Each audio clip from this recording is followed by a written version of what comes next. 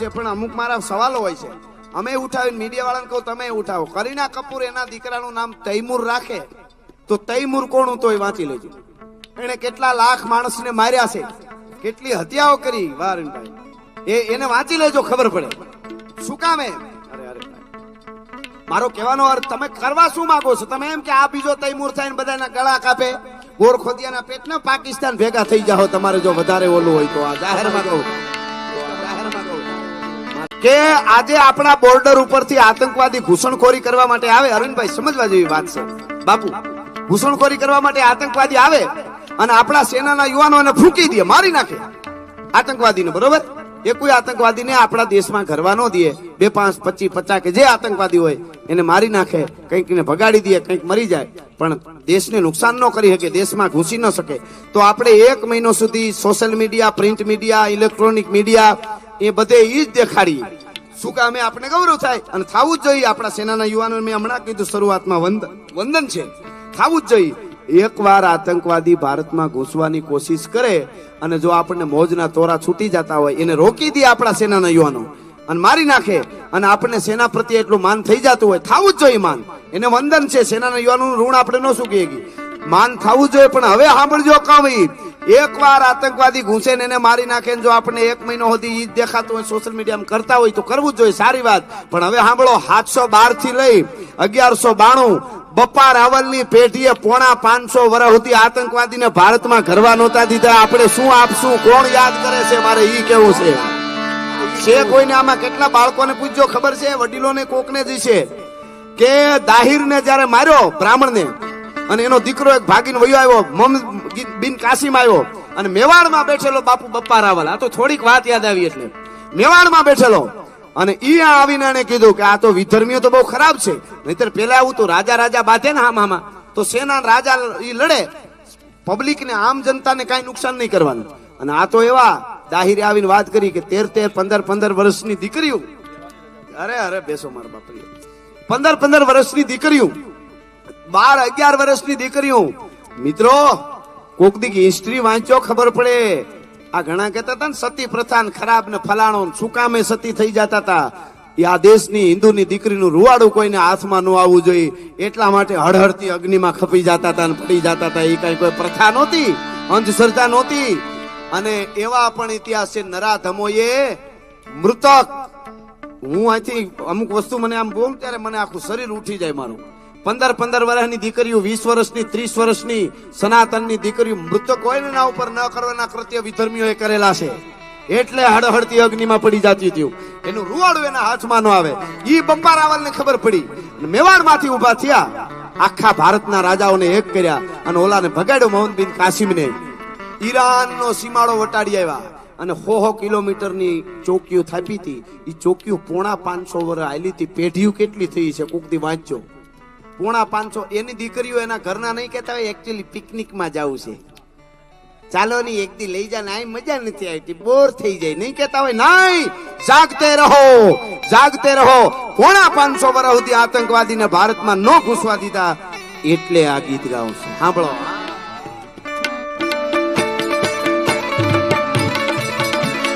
ये है अपना राजपुताना नाजी से तलवारों पे, जिसने सारा जीवन काटा बरसी तीर कटारों पे. મને આમ ઘણી વાર થાય, અહીં વિડીયામાં ઉતરે છે, હું મીડિયા વાળા મિત્રો એને કહું છું કે હપીને રહી બધું સારું છે પણ અમુક મારા સવાલો હોય છે.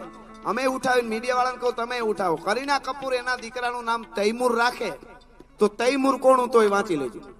એને કેટલા લાખ માણસને માર્યા છે, કેટલી હત્યાઓ કરી. વારણભાઈ એને વાંચી લેજો, ખબર પડે શું કામે. મારો કહેવાનો અર્થ તમે કરવા શું માંગો છો? તમે એમ કે આ બીજો તૈમૂર થાય ને બધાના ગળા કાપે, ગોરખોદિયાના પેટના પાકિસ્તાન ભેગા થઈ જાઓ તમારે જો વધારે ઓલું હોય તો. આ જાહેરમાં કહું, નામની ક્યાં તાણ હતી. મારો કહેવાનું એ છે તમે લગ્ન કર્યા નહીં વાંધો નહીં, તમે તમારે મોજ કરો, આનંદ કરો, પણ તૈમૂર હું કામે રાખ્યું છે? આ એક બહુ મોટો પ્રોપેગેન્ડા છે. આપણને બહુ મોડું સમજાય. આવું ઘણું થઈ રહ્યું છે. પણ હવે આપણે એક થઈ જાય જ્ઞાતિવાદ જાતિવાદ ભૂલીને. હું મારા પ્રોગ્રામમાં જાહેરમાં બોલ્યો છું કે તમે સેવાડાનું ઝૂંપડું સોસાયટીમાં રહેતા હોય તો ભલે, ગામડે રહેતા હોય તો ગામના સરપંચને મુખી નક્કી કરે.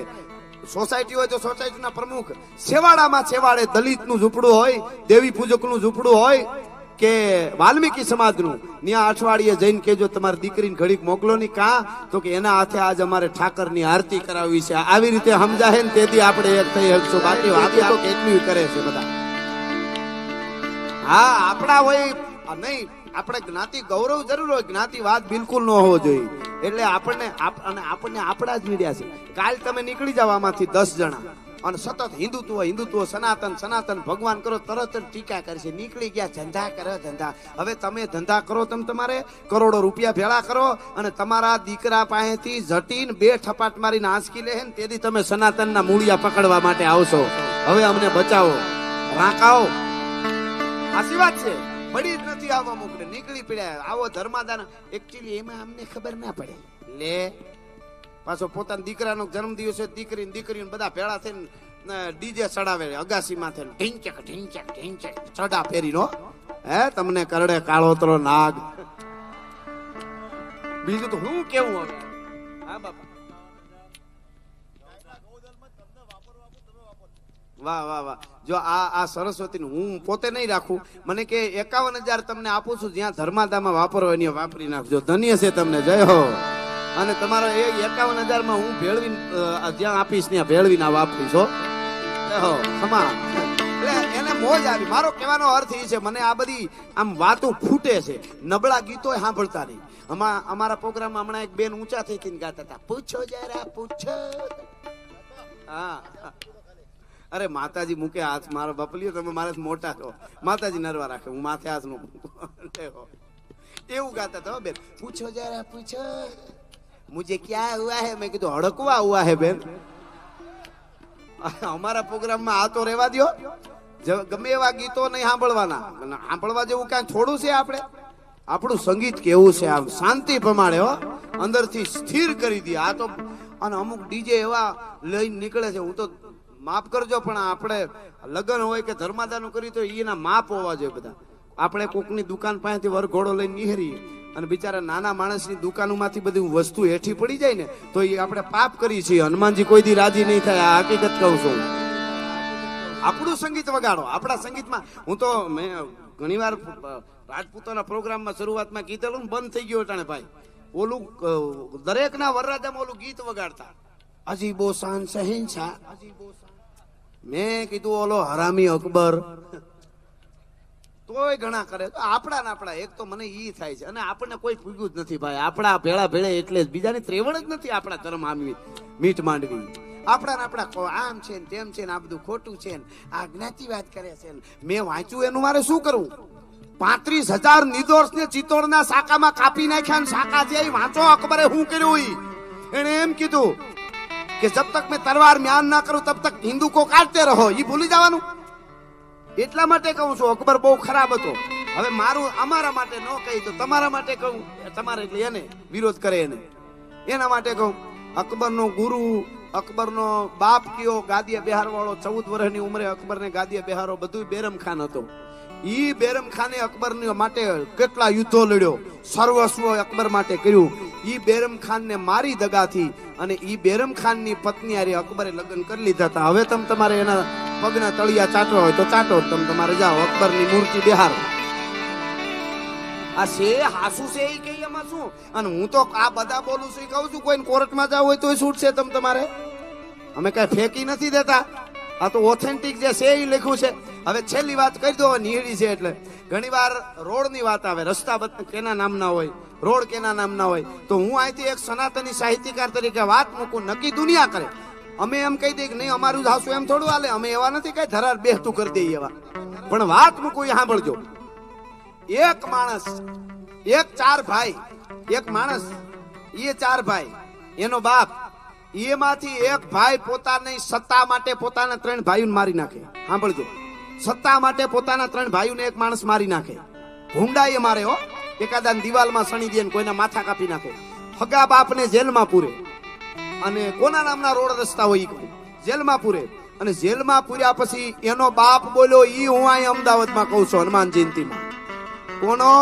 ઔરંગઝેબનો બાપ શાહજહાં બોલ્યો. ઈ કહું છું ફારસીમાં કવિતા છે, કોઈને જોતી હોય તો હું આપીશ. એનો અર્થ શું થાય છે હું તમને કહું, સાંભળજો.